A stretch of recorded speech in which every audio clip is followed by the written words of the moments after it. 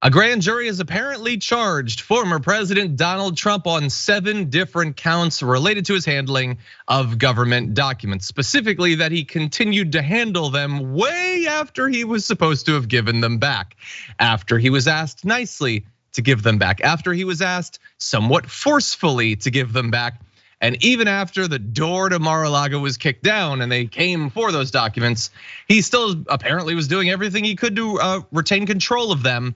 And that might be a bad thing for him. This is a guy, of course, Donald Trump, who has been able to evade culpability for just tons of alleged crimes over the years outside of civil lawsuits. He hasn't spent a day in jail and might still not, but the charges are pretty significant. Now, all of this is still technically kind of not super confirmed in every aspect, but it won't be long before we know a lot more, because he is expected to surrender on Tuesday at 3 p.m. So regrettably, right after our show is done on Tuesday, he will be surrendering. At that point, he will probably be arraigned in a similar fashion as he was in New York not that many weeks ago over the hush money payments and the covering that up. We at that point will know more about the charges. He will probably be released, although not necessarily at that point. So we have a lot more information about the charges as well as the potential jail terms for them. We have some new revelations about that tape that apparently convinced the DOJ that this was go time. But before we get into all of that, what do you think? The news of this will change everyone's mind in America about Trump. Done. That's what happens when new developments happen in cases, in news. All of America is wildly open-minded. When they hear new information, they compare that to what they think they know. They interpolate it into their worldview, and they come out with a new, more enlightened perspective on things that is different from how they went in. They do not hunker down into their respective camps. America's discourse level is heightened, and someone who I can thank for that is Donald Trump, who didn't ruin it completely in the first place at all. Yeah, look, will it? Probably not, because of course the people, and we're gonna get to reactions later on. No one reacting to this, that's aggrieved. How could you do this to him? Nobody cares at all about what happened. Let's just be very clear about that. Because this is, like, Trump has been alleged to have done a lot of illegal stuff, some of it more obvious than others. But I think we can all agree that this is the most explicit and obvious and undeniable of all of his crimes. He definitely did it. He knew that it was a crime. It is definitely a crime. He continued to do it after he was warned.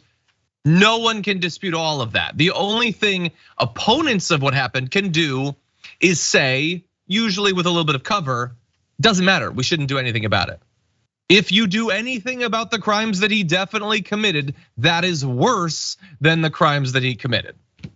Yeah, that puts not only the Department of Justice in a weird place, it puts the concept of justice in a weird place in America.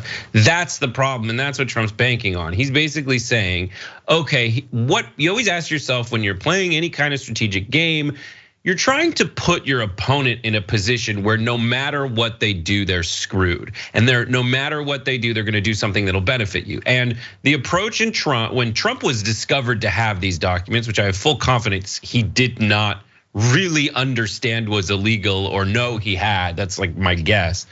When he was in that position, he was in a difficult one.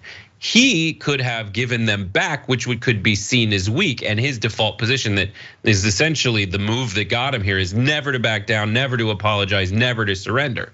So he just kind of acted Trumpily for a while and got the Department of Justice in a position that they haven't had to get in with anyone about whom it's been revealed that they have these documents that are classified. Everybody else is like, oh, sorry, here. But Trump kept saying no and kept saying no. And in the meantime, Trump seemed strong and the Department of Justice seemed weak. And if that kept up, the Department of Justice, and I said justice as a concept, would have been in a position to say, I guess I have to abandon hope that we can enforce this very clear-cut law. That's a weak position. And so now they've gotten to the point where they submit the charges and they're not huge. They sound big. They sound scary. They don't stop him from running for or being president. And that's where they're at right now. They might. Well, the charges won't. Some of the consequences could. So bearing in mind, by the way, if it wasn't clear, these are federal charges. He's already facing state charges in New York. He might soon be facing more charges in Georgia.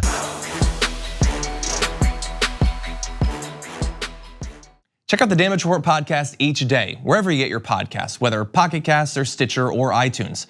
You can join me as I give you the news and stories you want, with a range of co-hosts and interview guests jumping in on the fun each day. Again, that's the Damage Report, wherever you get your podcasts. And if you get them at iTunes, don't forget to rate and review. Sometimes I'll read them live on the show.